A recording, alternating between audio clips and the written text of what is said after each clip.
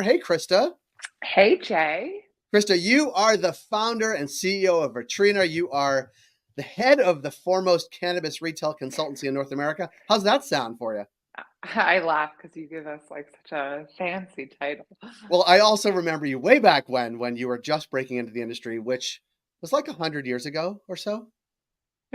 Sometimes it feels like that, and at the same time, it feels like yesterday. I know. I tell you, it was right before it was right before the pandemic, actually, because Hmm. we started meeting online and it never stopped for about a year and a half or 2 years. But I'm glad we've come to this. Krista, you and your team this week posted something on LinkedIn, which I want Hmm. to ask you about because it's something near and dear to my heart, and I think Canadians are more voracious point collectors, like loyalty points out of anybody in the Okay. world. I once read that. But you were talking about loyalty programs for cannabis dispensaries and retailers.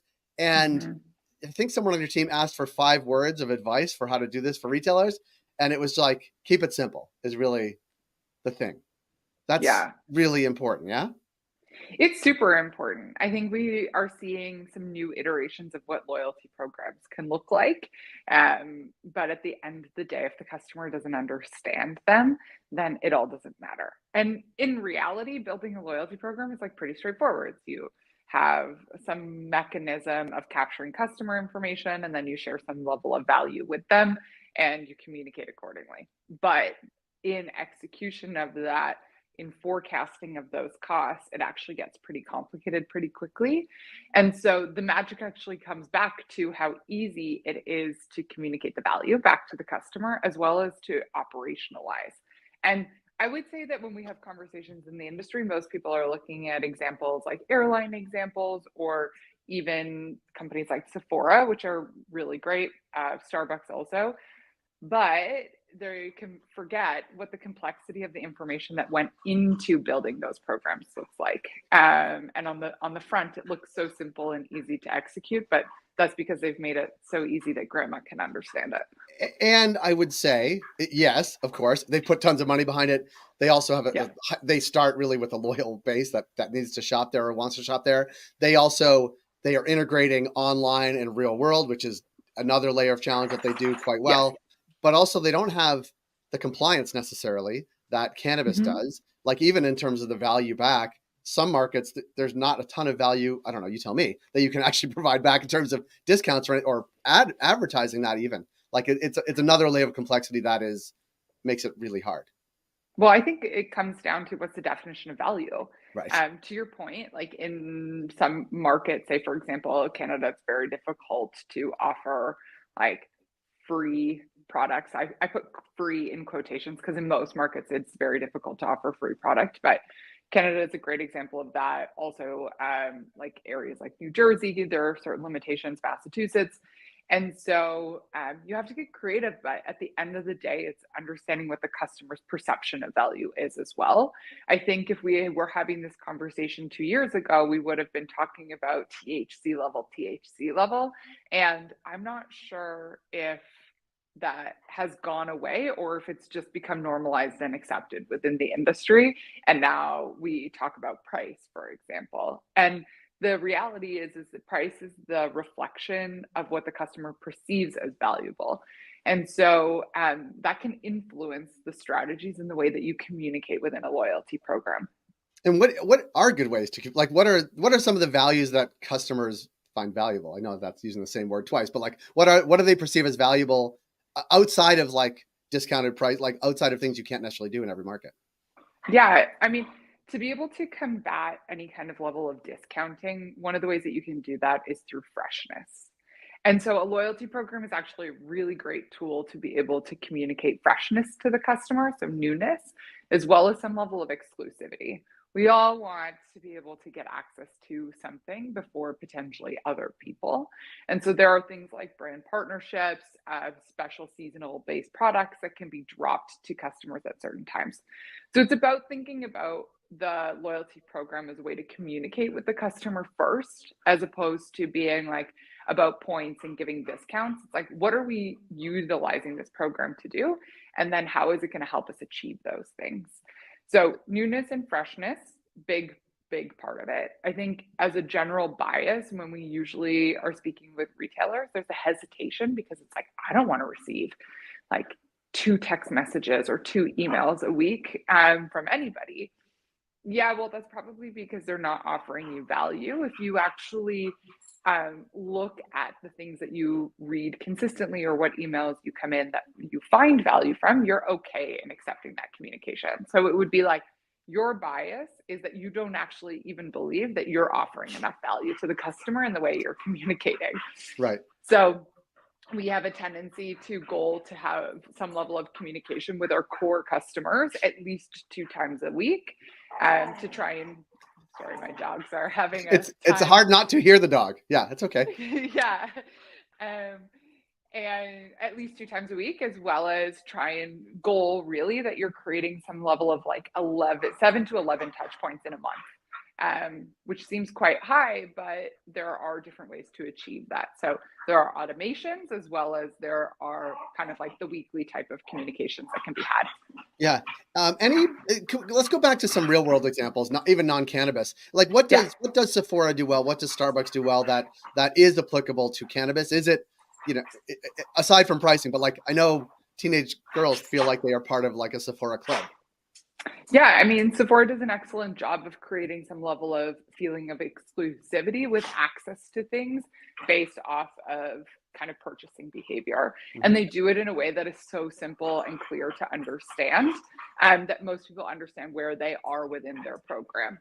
Say, for example, a Starbucks does a really great job of guiding customer behavior and adding additional transactions in a week. So when they drop things like purchase a coffee 3 days in a row, there's a reason why they're doing that. It's maybe because you were going to likely purchase coffee 2 times in that 3-day period, and they're trying to add a third. So they do a great job of adding additional transactions in a year or in smaller amounts of time, whatever their measurement of time is, as well as get customers to try seasonally based products.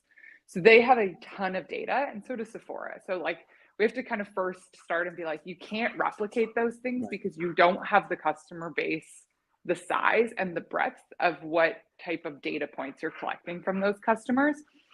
Starbucks is interesting because you do have kind of like consistent purchasing. Oh my gosh, especially people who order through the app, right? Like, yeah. And then when you think about the way that they purchase or look at product online and then come into store, that is relatively similar to the way that cannabis customers are purchasing. And so there are things to be learned. When you sign into the app, there are like literal thousands of options of drinks, but there aren't that many presented to you off the shelf. And so what does that look like when it comes to cannabis? I think is something really important to consider, as well as like what's all of the messaging and how does it feel relevant to me? There's a trend in loyalty programs, and that is to offer quote unquote personalization, but I would argue that it's actually closer to relevancy. And relevancy being that you are offering the right thing at the right time to the customer. And that isn't necessarily specific to you, but that could be to a specific group of customers. It's a beautiful day outside today. We have great weather planned for this weekend. What are we doing to message our customers around that and potentially offering them a solution to that great weather to consume outside, for example? Yeah, it makes sense. And I do learn a lot from obviously what you write on LinkedIn, but also the rest of your team. I'm going to encourage everybody to find Vetrina on LinkedIn, find the people that work for Vetrina and follow them too, because it doesn't, of course, it always comes from Vetrina, but also there's lots of good conversations from the team and what those posts actually lead to. It's not free consulting, but you will learn a lot from actually reading it. And hopefully you've learned a lot from having Krista on here on Thursdays as well, because we like to have her on so I can become smarter and hopefully folks can become smarter along with me. I was telling you I was in NECAN in Maryland and Baltimore last weekend, and I find myself talking about cannabis retail as if I'm like a Vetrina Group acolyte. People are like, we should get you a t-shirt. You can be like a Vetrina. Well, it's funny. I tell people to go follow you and read you, but then I say something like, yeah, you read that on LinkedIn from Krista. I was like, maybe I did. Yeah. I'm like, I need to give you a footnote every time. just walk around and be like, you can follow and find the group at Vetrina here. No, we do share. I'll carry around a little QR code. Krista, one more thing, because obviously last month we talked a lot about 420. That was sort of the big moment in the month. This month in Canada, we have Victoria Day next weekend, but then the weekend after is Memorial Day, and we start to get in this cycle where every 3 or 4 weeks there's something big happening. Do we see I assume we see seasonal bumps in cannabis sales around those big events, and like the summer goes up a bit, but like anything people ought to be preparing for? Is it like have beverages on hand, consuming outside, all those things? Shareable products have a tendency to over-index in these like summer months compared to potentially winter months. So a lot of the same trends around what products sold maybe around Super Bowl have a tendency to kind of like repeat themselves. So edibles, pre-rolls, vapes are a great option for outdoor consumption. So they have a tendency to perform quite well over the summer as well. So double check your assortments within those. And then the other thing to consider as we go into the summer is there's a lot of one-time or first-time purchasing that happens. And it's because of people moving around. So going to a cottage, going to spend time with friends, that kind of thing. I think very impactful when we get into any region that experiences snow.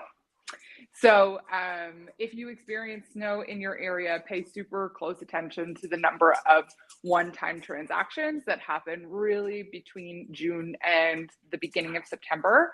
And it might be that you don't see those customers for a full year. Maybe they have a ritual around that they always go on vacation in a certain area over the summer, or their kids go to a camp somewhere specific. And so take a look at your historical data. Is there an opportunity there? Is there an opportunity to get them into the store multiple times while they're potentially on vacation?